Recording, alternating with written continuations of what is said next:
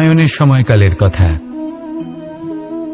সেতু নির্মাণ করার কাজ চলছিল। সমস্ত বানর সেনা এই কাজে নিযুক্ত হয়েছিলেন।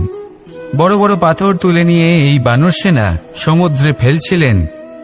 এই কাজ চলছিল। এমন সময় ছোট্ট একটা কাঠবিড়ালি এলো।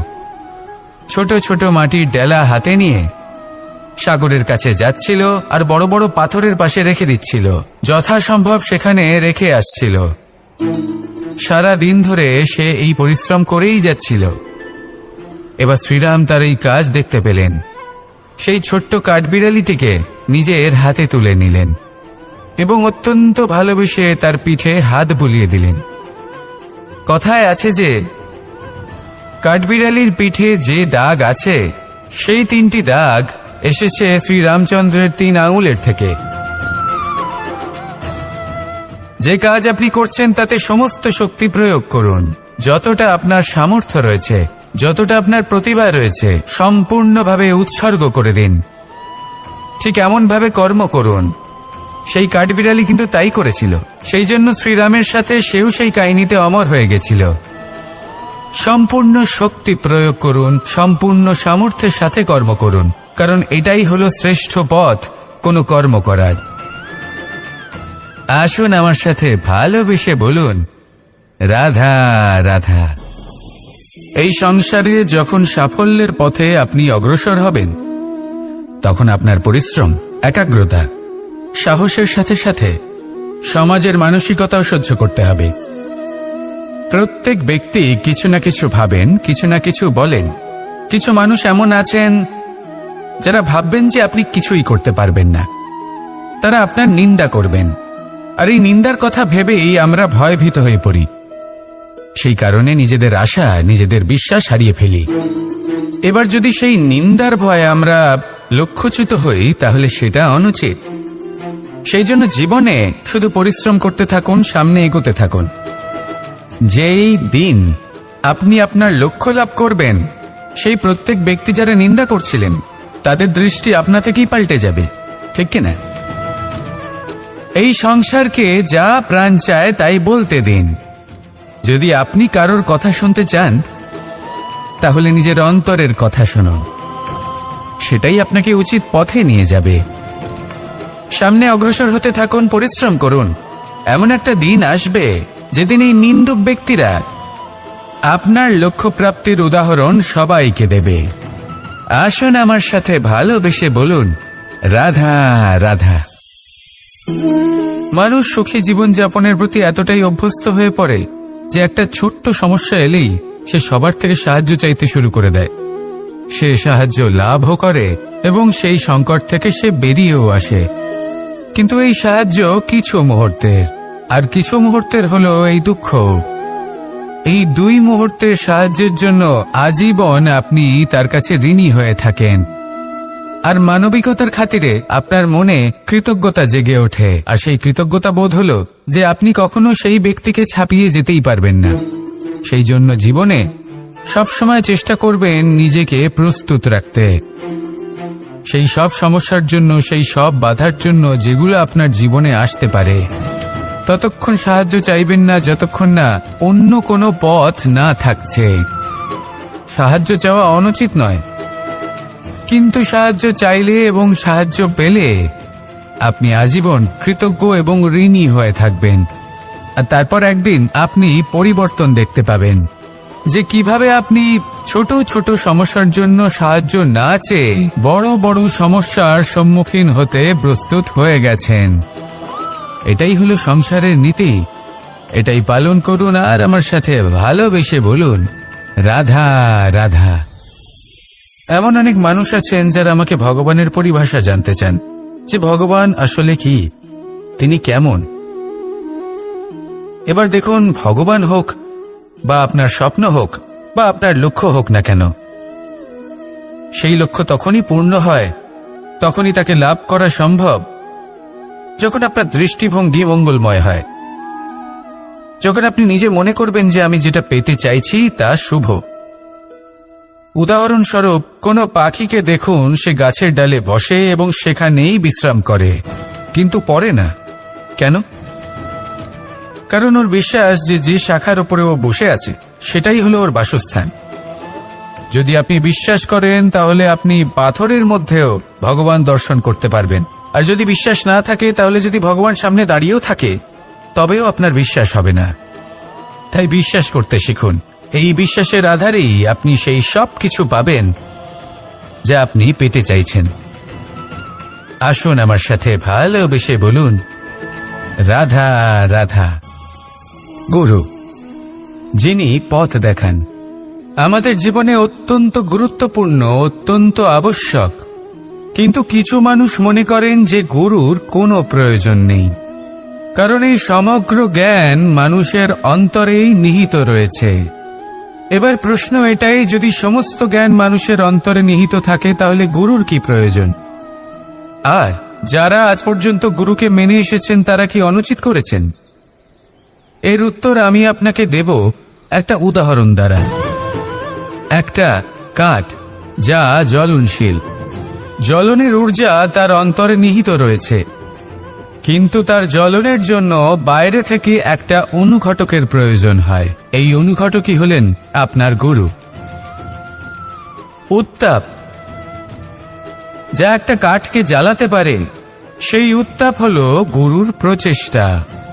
যদি সেই গুরুই না থাকে, তার প্রচেষ্টাই না থাকে, তাহলে সেই সমস্ত জ্ঞান যা মানুষের অন্তরে নিহিত তা ব্যর্থ হয়ে যাবে। যদি আপনার সাথে আপনার গুরু থাকেন, আপনার পথ প্রদর্শন করেন, আপনার অন্তরের জ্ঞানকে বাইরে নিয়ে আসতে পারেন, তাহলে তাকে সম্মান করুন। আর আমার সাথে ভালোবেসে বলুন, রাধা রাধা। মানুষ ছোট হোক বা বড়, রাজা হোক বা দরিদ্র, সমস্ত মানুষের মধ্যে একটা সামঞ্জস্য থাকে।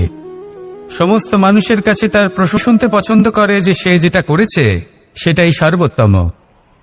এবার আমি আপনাকে একটা কথা বলি, এই হলো নিন্দা, এই হলো প্রশংসা, আর এই হলো সত্য, যা সবার থেকে উচ্চস্থানীয়।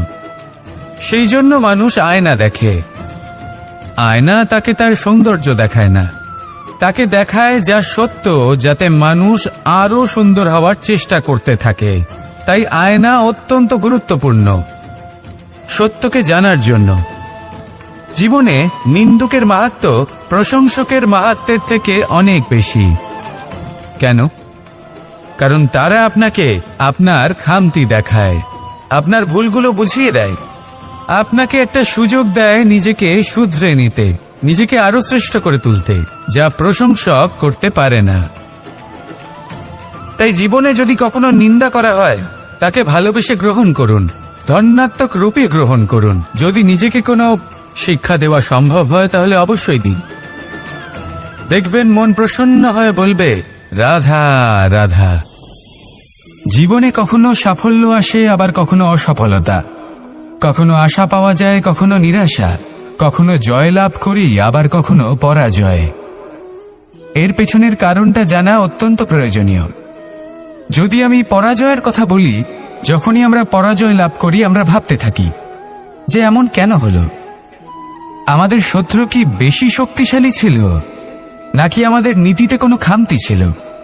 এই সমস্ত কারণের পেছনে খুব বড় একটা কারণ থাকে, আর সেই কারণ আমাদের অন্তরে সুপ্ত থাকে। ধরে নিন একটা পথ, তাতে আপনি চলছেন, সেই পথ কাঁটায় পরিপূর্ণ, কিন্তু আপনি পাদুকা পরে রয়েছেন, আর আপনি হেঁটে সামনে এগিয়ে যান। এবার এমন একটা পথ এলো যা পুষ্পে ঢাকা, আর আপনি পাদুকা পরে রয়েছেন, কিন্তু আপনার পাদুকাতে একটা পাথর আটকে গেল। তখন দু পা হাঁটাও খুব কঠিন হয়ে পড়ে। এই সংসারের যে কোনো শক্তি আপনাকে পরাস্ত করার পূর্বে আপনি জানেন কি আপনাকে পরাস্ত করতে পারে?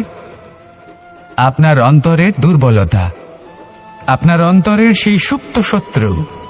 আর সেই জন্য ইতিবাচক মনোভাব গুরুত্বপূর্ণ হয়ে পড়ে। ভালো মানুষদের সাথে থাকুন, সৎসঙ্গে থাকুন, বন্ধুত্ব করুন, ভালোবাসুন। এই ভালোবাসা এত শক্তিশালী এক অস্ত্র যাকে ব্রহ্মাস্ত্র পরাস্ত করতে পারে না। এই সমস্যারূপী পাথর কিছুই নয়।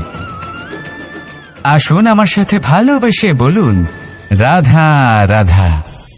মানুষের দুটো রূপ রয়েছে, এক আমাদের এই মুখ, যা শুধুই চোখে দেখা যায়, আর দ্বিতীয় আমাদের এই মন, যা শুধুমাত্র অন্তরাত্মা দ্বারা দেখা যায়।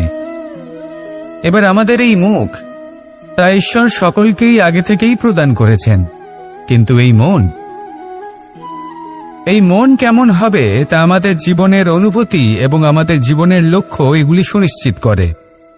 অর্থাৎ নেত্র দিয়ে দেখা যায় আমাদের এই মুখ, তা শুধুই এই কারণে প্রয়োজন যাতে সংসার আমাদের দেখতে পায়, আমাদের চিনতে পারে।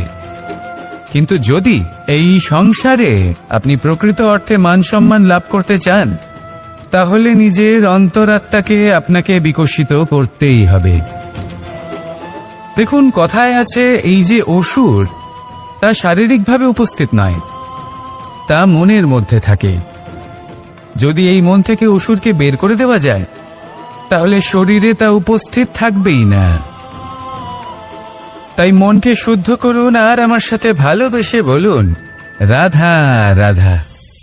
মানুষ যখনই একে অপরের সামনে নিজেদের হৃদয়ের ভাবনা প্রকাশ করে, তখন এক অত্যন্ত প্রভাবশালী মাধ্যম তারা ব্যবহার করে, যাকে ভাষা বলা হয়। এবার আমি দেখেছি যে একজন মানুষ অনেকগুলো ভাষাতেই নিপুণ। আমি এটাও দেখেছি যে মানুষ অনেকগুলো ভাষায় কথা বলে, কখনো কখনো অনেক ভাষা মিলিত করে তার প্রয়োগ করে, উচিত প্রকারে তাকে ব্যবহার করে না, না সেটাকে সম্মান করে, আর না ভাষাকে শুদ্ধ রাখে। আর এটা হলো অনুচিত। যদি ভাষাকে শুদ্ধ রাখেন, তাহলে ভাষা আপনার চরিত্রকে শুদ্ধ রাখবে, তা আপনার একাগ্রতা বাড়িয়ে তুলবে। এই প্রত্যেক ধ্বনিকে অনুভব করে যদি আপনি শব্দের উচ্চারণ করেন, ভাষাকে প্রয়োগ করেন, তাহলে আপনিও আনন্দ পাবেন, আর যিনি শুনছেন সেই ব্যক্তির কানেও মধুর শব্দ বাজবে।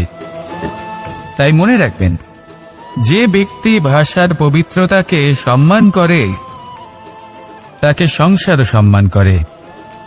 ভাষাকে শুদ্ধ এবং পবিত্র রাখুন, তাহলে ভাষা আপনার চরিত্রকেও শুদ্ধ এবং পবিত্র রাখবে। আর এই মন সুপ্রসন্ন হয়ে বলবে, রাধা রাধা। असतो मा सद्गमय, तमसो मा ज्योतिर्गमय, মৃত্যুর্মা মৃতঙ্গময়। জ্ঞান সেটাই যা অসত্য থেকে সত্যের পথে চালিত করে। প্রকাশ সেটাই যা অন্ধকার থেকে আলোর পথে নিয়ে আসে। জীবন সেটাই যা মৃত্যু থেকে অমরত্বের পথে নিয়ে যায়। এবার এই তিনটে, জ্ঞান, জীবন এবং প্রকাশ, একই রকম। শূন্য থেকে এর উৎপত্তি হয় এবং আস্তে আস্তে আপনার জীবনে বিস্তার লাভ করে। এবার আমরা এটাই ভাবি যে কেমন করে এই তিনটিকে আগলে রাখা যায়। এর উত্তর হলো, এদের আগলে রাখার প্রয়োজনই নেই, ভাগ করে দিতে হবে।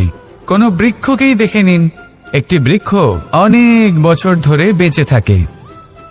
কেন? কারণ সে ভাগ করে দিতে জানে। সে নিজের বীজ ছড়িয়ে দেয়, এই ধরিত্রীতে দেয়, সেই বীজ যা অঙ্কুরিত হয়ে এক নতুন বৃক্ষকে জন্ম দেয়। শুধু ছড়িয়ে দিয়ে একটি বৃক্ষ জীবন দান করতে পারে। যদি কোনো ব্যক্তি জ্ঞান ছড়াতে শিখে যান, যদি প্রকাশ, আলোর কিরণ ছড়িয়ে দিতে শিখে যায়, কোনো ব্যক্তি তার জীবনের সুখ ছড়িয়ে দিতে শিখে যান, তাহলে তিনি মৃত্যুর পরও মৃত হন না। এই ভাগ করে দেওয়ার সুখটাই কিছুটা আলাদা। এই সুখ অনুভব করুন আর আমার সাথে ভালোবেসে বলুন, রাধা রাধা। আপনি কখনো কোনো সরোবরের দিকে তাকান, যার জল হলো শান্ত, স্থির। আপনি স্পষ্ট দেখতে পাবেন সেই সরোবরের তলদেশে কি রয়েছে। তাতে সাঁতরে বেড়াচ্ছে সুন্দর মাছ, চকচকে কিছু পাথর, স্বর্ণরূপী বালি, সবই আপনি দেখতে পাবেন। কিন্তু যখনই আপনি একটা ছোট্ট পাথর তুলে সেই জলে ছুঁড়ে ফেলবেন, তখন সেই জল বিচলিত হবে, আর সেই স্পষ্টতা ন্যূনতম হয়ে যাবে। তারপর কিছুই স্পষ্টভাবে দেখা যাবে না। এই ঘটনা মানুষের সাথেও ঘটে। মানুষ যদি বিচলিত হয়ে পড়ে, তখন সে বুঝতে পারে না যে বর্তমানে কি হয়ে চলেছে আর ভবিষ্যতে কি করা উচিত। কিন্তু সেই মানুষ যদি শান্ত থাকেন, স্থির থাকেন, ধন্যাত্মক থাকেন, তাহলে নিশ্চিত রূপেই বুঝতে পারবেন যে বর্তমানে কি করতে হবে আর ভবিষ্যতে কি করতে হবে। তাই নিজের মধ্যে সেই স্থিরতা আনুন, সেই ধৈর্য ধরুন, নিজেকে শান্ত রাখুন আর সবার মধ্যে ভালোবাসা ছড়িয়ে দিন। এই মন প্রসন্ন হয়ে বলবে, রাধা রাধা। সম্পর্ক এ হলো এক বন্ধন যা আমাদের এক সূত্রে বেঁধে রাখে।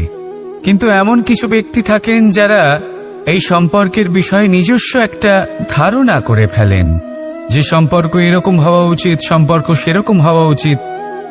আমি এই সম্পর্কের জন্য কত কিছু করেছি এই ব্যাখ্যা করতে থাকেন আর তার বদলে অনেক কিছু প্রত্যাশাও করেন। কিন্তু সত্য হলো এটাই যে সব সম্পর্ক একরকমের হয় না, কিন্তু প্রত্যেক সম্পর্কের একটা বিশেষত্ব থাকে। যেমন চোখ আর নাকের এই সম্পর্ককেই দেখুন।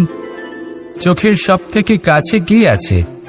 নাক আছে, কিন্তু এই চোখ দিয়ে এই নাককে আমরা দেখতেই পাই না। তবে কি ধরে নেব এই সম্পর্কের কোনো মূল্য নেই? এমনও নয়। ঠিক এইভাবেই যদি কোনো ব্যক্তি তার আবেগ আপনার কাছে ব্যক্ত করতে না পারেন বা প্রকট করতে না পারেন বা আপনাকে বোঝাতে না পারেন, তাহলে তার মানে এটা নয় যে তার সাথে আপনার সম্পর্কের তিক্ততা রয়েছে।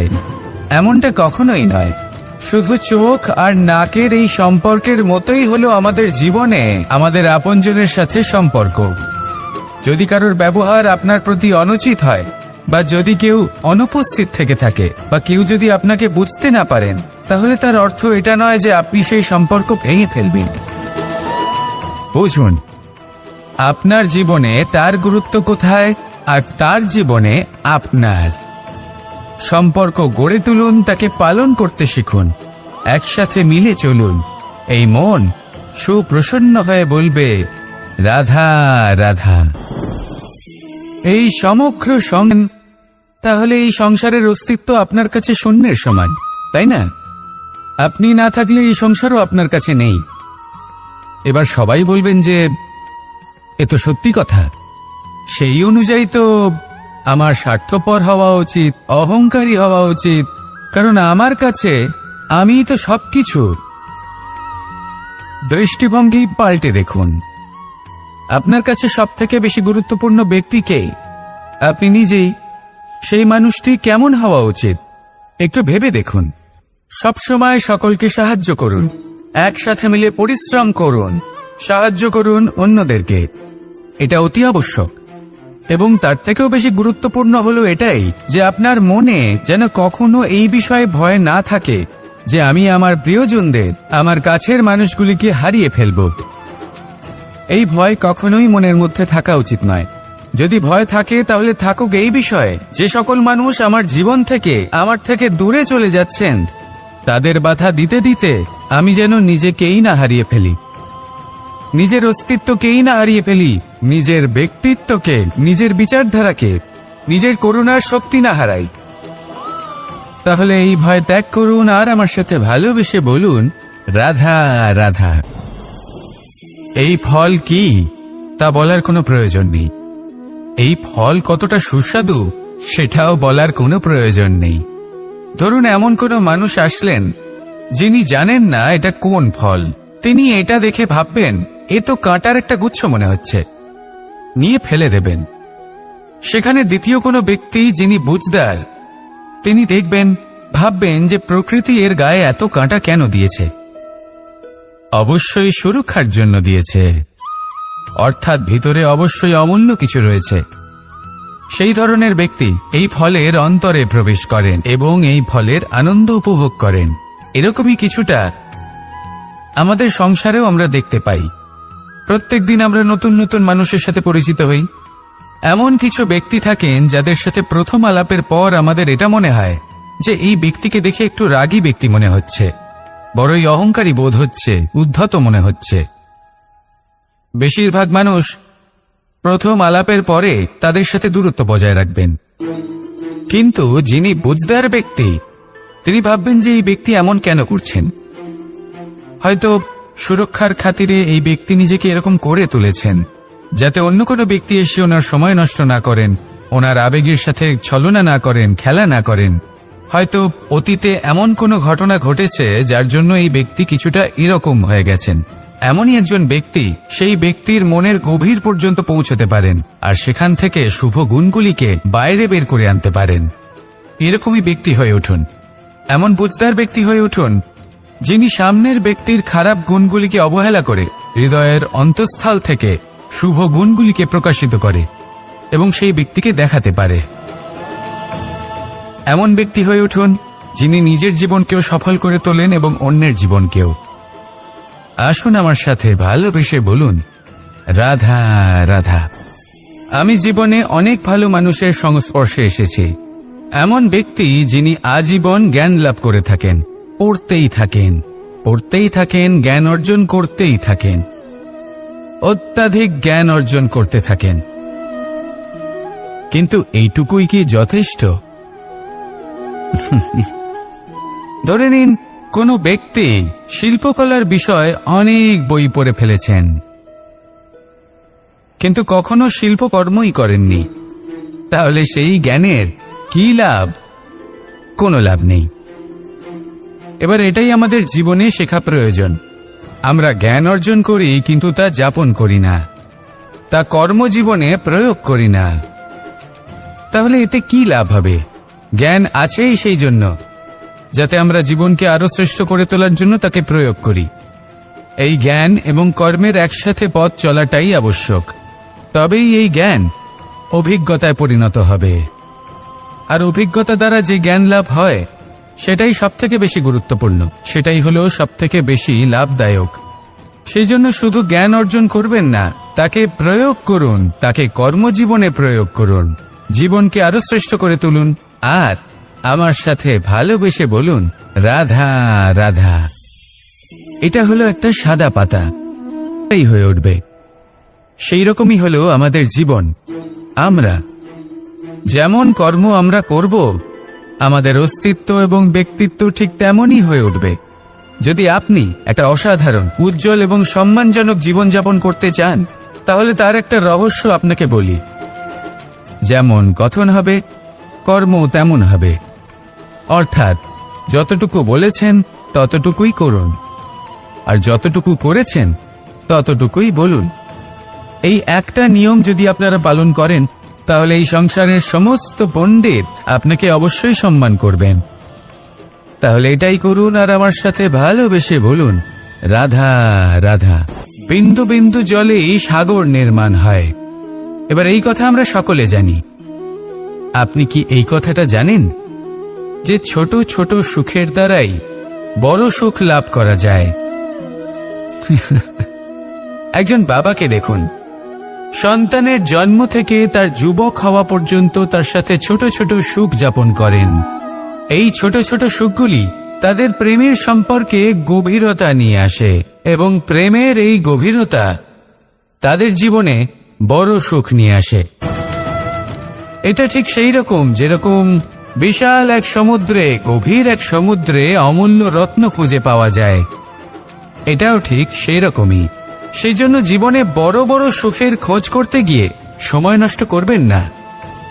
এই যে ছোট ছোট সুখ আছে, এগুলোকে যাপন করা শুরু করুন, এগুলোর আনন্দ লাভ করুন, এগুলো নিয়ে উৎসব পালন করুন, প্রেমের গভীরতা বুঝুন আর এই গভীর প্রেমে মন নিমজ্জিত করুন। তারপরে দেখুন এই মন আর এই জীবন সুপ্রসন্ন হয়ে বলবে, রাধা রাধা। মানুষের জন্ম কখনো তার ভবিষ্যৎ নির্ধারণ করতে পারে না। হ্যাঁ, ওর জীবনযাত্রা অবশ্যই সুখময় হতে পারে। নির্ভর করে যে ও কোন পরিবারে জন্ম নিচ্ছে, তার পরিবার পরিজন কে হন, তার মাতা পিতা কে হন, তাকে কেমন শিক্ষা দেওয়া হয়েছে, কেমন ভাবে পালন করা হচ্ছে। সে কিন্তু কুপাত্রও হতে পারে, আবার সুপাত্রও হতে পারে। কিন্তু সে চলে যাওয়ার পর এই সংসার তাকে মনে রাখবে নাকি না? আর যদি মনেও রাখে, তাহলে কিভাবে মনে রাখবে সেটা নির্ভর করছে তার কর্ম এবং তার নির্বাচনের উপর। ঠিক যেমন বর্ষার এই জলের ফোঁটা যখন মেঘ থেকে ঝরে পড়ে, তখন তার এই নির্বাচন হলো গুরুত্বপূর্ণ, কারণ তার নির্বাচন তার উপর নির্ভর করছে তার ভবিষ্যৎ কেমন হবে।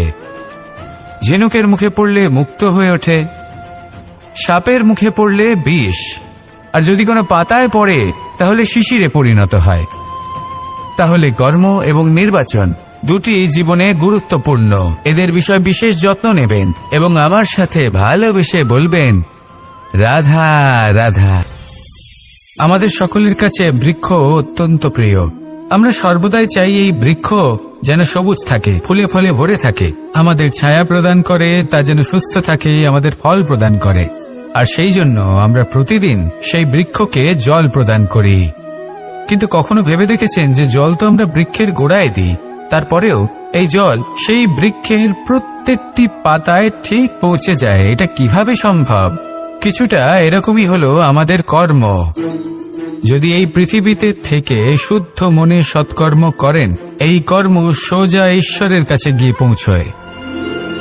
যদি শ্রদ্ধা ভাব নিয়ে সমর্পিত হয়ে শুদ্ধ চিত্তে আপনি কাউকে সেবা করেন, তা সে মাতা পিতাই হোক, পরিবার হোক, গুরু হোক, পশুপক্ষী হোক বা সমাজ হোক, তাহলে সেটা সোজা ঈশ্বরের চরণে সমর্পিত হয়। সবসময় শুদ্ধ চিত্তে সমর্পিত হয়ে এবং মনে শ্রদ্ধা ভাব নিয়ে কর্ম করুন। ঈশ্বর নিজে থেকেই এর ফল আপনাকে প্রদান করবেন। আসুন আমার সাথে ভালোবেসে বলুন, রাধা রাধা। ইচ্ছে এবং চেষ্টা এই দুই মানুষের মধ্যে আছে, কিন্তু এই দুইয়ের মধ্যে সামঞ্জস্য থাকা খুব প্রয়োজন।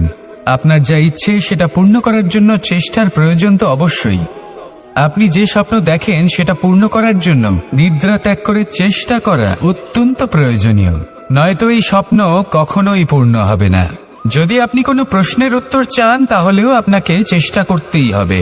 জীবনে যদি সামনে এগোতে হয় তাহলে পাকে কষ্ট দিয়ে সামনে এগোতে হবে, চেষ্টা অবশ্যই করতে হবে। যদি আপনি চেষ্টা না করেন, পরিশ্রম না করেন, তাহলে এই সংসার আপনাকে পেছনে ফেলে সামনে এগিয়ে যাবে। নিজের ইচ্ছেগুলিকে মন থেকে বাস্তবে আনুন আর চেষ্টার দ্বারা তাকে সার্থক করুন। এই মন প্রসন্ন হয়ে বলবে, রাধা রাধা। এ হলো রামায়ণের সময়কালের কথা। সেতু নির্মাণ করার কাজ চলছিল। সমস্ত বানর সেনা এই কাজে নিযুক্ত হয়েছিলেন।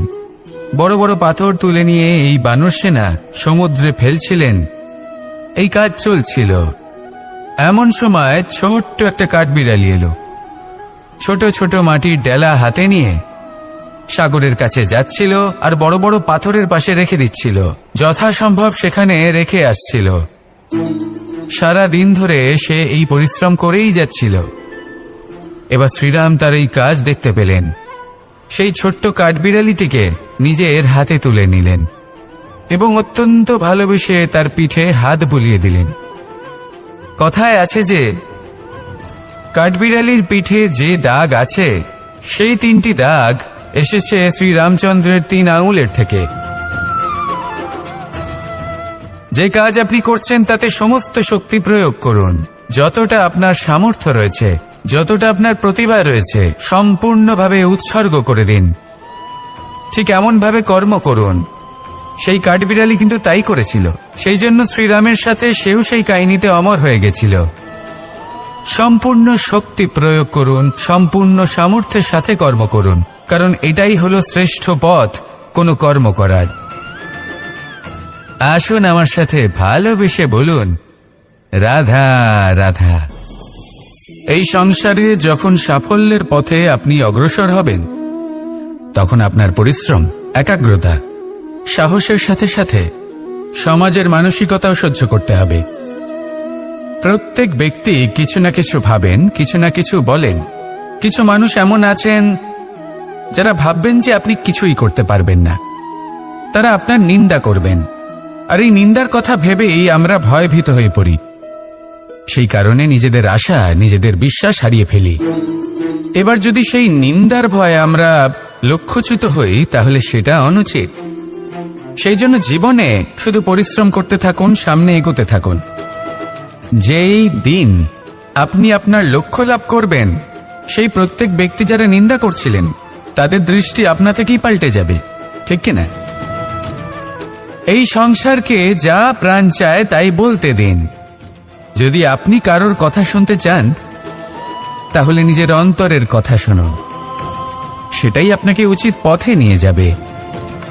সামনে অগ্রসর হতে থাকুন, পরিশ্রম করুন।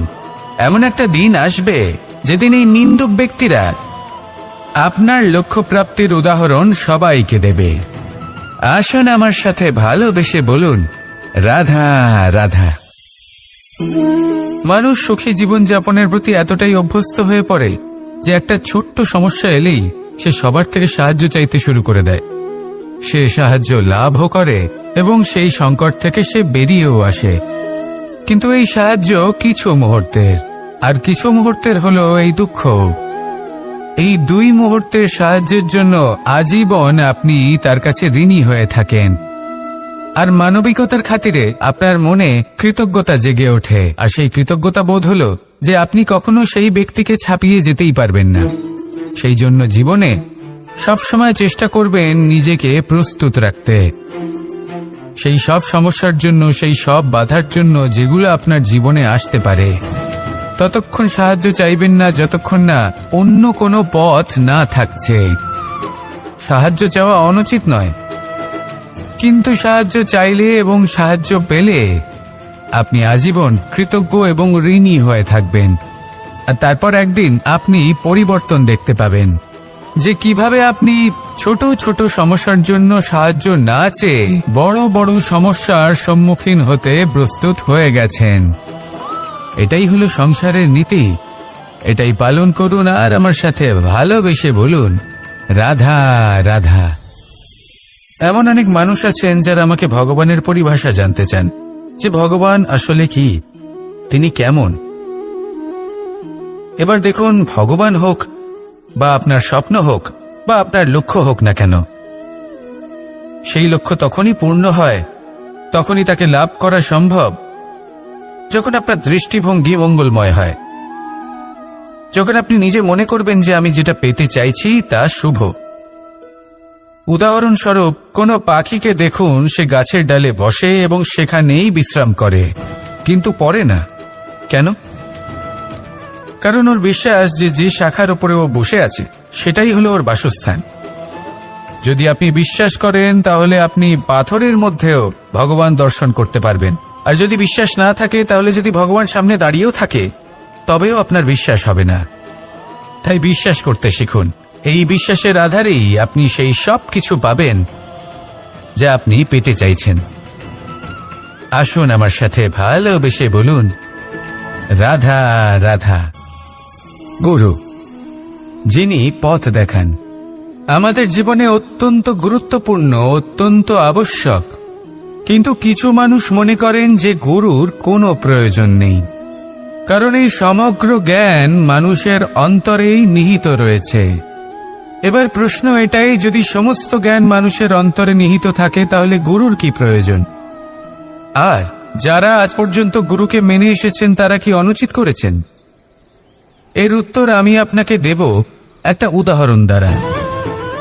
একটা কাঠ যা জ্বলনশীল, জ্বলনের ঊর্জা তার অন্তরে নিহিত রয়েছে, কিন্তু তার জ্বলনের জন্য বাইরে থেকে একটা অনুঘটকের প্রয়োজন হয়। এই অনুঘটকই হলেন আপনার গুরু। উত্তাপ যা একটা কাঠকে জ্বালাতে পারে, সেই উত্তাপ হলো গুরুর প্রচেষ্টা। যদি সেই গুরুই না থাকে, তার প্রচেষ্টাই না থাকে, তাহলে সেই সমস্ত জ্ঞান যা মানুষের অন্তরে নিহিত তা ব্যর্থ হয়ে যাবে। যদি আপনার সাথে আপনার গুরু থাকেন, আপনার পথ প্রদর্শন করেন, আপনার অন্তরের জ্ঞানকে বাইরে নিয়ে আসতে পারেন, তাহলে তাকে সম্মান করুন আর আমার সাথে ভালোবেসে বলুন, রাধা রাধা। মানুষ ছোট হোক বা বড়, রাজা হোক বা দরিদ্র, সমস্ত মানুষের মধ্যে একটা সামঞ্জস্য থাকে। সমস্ত মানুষের কাছে তার প্রশংসা অত্যন্ত গুরুত্বপূর্ণ। সে খুবই প্রসন্ন হয় যদি আপনি তার প্রশংসা করেন, কিন্তু আপনি যদি তাকে এটা বলেন যে এটা তোমার ভুল ছিল, তোমার কিছু খামতি ছিল, তখন সেটা সে মানতে রাজিই থাকে না। সব মানুষ এটা শুনতে পছন্দ করে যে সে যেটা করেছে সেটাই সর্বোত্তম। এবার আমি আপনাকে একটা কথা বলি, এই হলো নিন্দা, এই হলো প্রশংসা, আর এই হলো সত্য, যা সবার থেকে উচ্চস্থানীয়। সেই জন্য মানুষ আয়না দেখে। আয়না তাকে তার সৌন্দর্য দেখায় না, তাকে দেখায় যা সত্য, যাতে মানুষ আরো সুন্দর হওয়ার চেষ্টা করতে থাকে। তাই আয়না অত্যন্ত গুরুত্বপূর্ণ সত্যকে জানার জন্য। জীবনে নিন্দুকের মাহাত্ম্য প্রশংসকের মাহাত্ম্যের থেকে অনেক বেশি। কেন? কারণ তারা আপনাকে আপনার খামতি দেখায়, আপনার ভুলগুলো বুঝিয়ে দেয়, আপনাকে একটা সুযোগ দেয় নিজেকে শুধরে নিতে, নিজেকে আরো শ্রেষ্ঠ করে তুলতে, যা প্রশংসক করতে পারে না। তাই জীবনে যদি কখনো নিন্দা করা হয়, তাকে ভালোবেসে গ্রহণ করুন, ধন্যাত্মক রূপে গ্রহণ করুন। যদি নিজেকে কোনো শিক্ষা দেওয়া সম্ভব হয় তাহলে অবশ্যই দিন। দেখবেন মন প্রসন্ন হয়ে বলবে, রাধা রাধা। জীবনে কখনো সাফল্য আসে, আবার কখনো অসফলতা, কখনো আশা পাওয়া যায়, কখনো নিরাশা, কখনো জয় লাভ করি, আবার কখনো পরাজয়। এর পেছনের কারণটা জানা অত্যন্ত প্রয়োজনীয়। যদি আমি পরাজয়ের কথা বলি, যখনই আমরা পরাজয় লাভ করি আমরা ভাবতে থাকি যে এমন কেন হলো? আমাদের শত্রু কি বেশি শক্তিশালী ছিল, নাকি আমাদের নীতিতে কোনো খামতি ছিল? এই সমস্ত কারণের পেছনে খুব বড় একটা কারণ থাকে, আর সেই কারণ আমাদের অন্তরে সুপ্ত থাকে। ধরে নিন একটা পথ, তাতে আপনি চলছেন, সেই পথ কাঁটায় পরিপূর্ণ, কিন্তু আপনি পাদুকা পরে রয়েছেন আর আপনি হেঁটে সামনে এগিয়ে যান। এবার এমন একটা পথ এলো যা পুষ্পে ঢাকা, আর আপনি পাদুকা পরে রয়েছেন, কিন্তু আপনার পাদুকাতে একটা পাথর আটকে গেল। তখন দু পা হাঁটাও খুব কঠিন হয়ে পড়ে। এই সংসারের যে কোনো শক্তি আপনাকে পরাস্ত করার পূর্বে আপনি জানেন কে আপনাকে পরাস্ত করতে পারে? আপনার অন্তরের দুর্বলতা, আপনার অন্তরের সেই সুপ্ত শত্রু। আর সেই জন্য ইতিবাচক মনোভাব গুরুত্বপূর্ণ হয়ে পড়ে। ভালো মানুষদের সাথে থাকুন, সৎসঙ্গে থাকুন, বন্ধুত্ব করুন, ভালোবাসুন। এই ভালোবাসা এত শক্তিশালী এক অস্ত্র যাকে ব্রহ্মাস্ত্র পরাস্ত করতে পারে না। এই সমস্যারূপী পাথর কিছুই নয়। আসুন আমার সাথে ভালোবেসে বলুন, রাধা রাধা। মানুষের দুটো রূপ রয়েছে। এক, আমাদের এই মুখ, যা শুধুই চোখে দেখা যায়, আর দ্বিতীয় আমাদের এই মন, যা শুধুমাত্র অন্তরাত্মা দ্বারা দেখা যায়। এবার আমাদের এই মুখ, তা ঈশ্বর সকলকেই আগে থেকেই প্রদান করেছেন, কিন্তু এই মন কেমন হবে তা আমাদের জীবনের অনুভূতি এবং আমাদের জীবনের লক্ষ্য এগুলি সুনিশ্চিত করে। অর্থাৎ নেত্র দিয়ে দেখা যায় আমাদের এই মুখ, তা শুধুই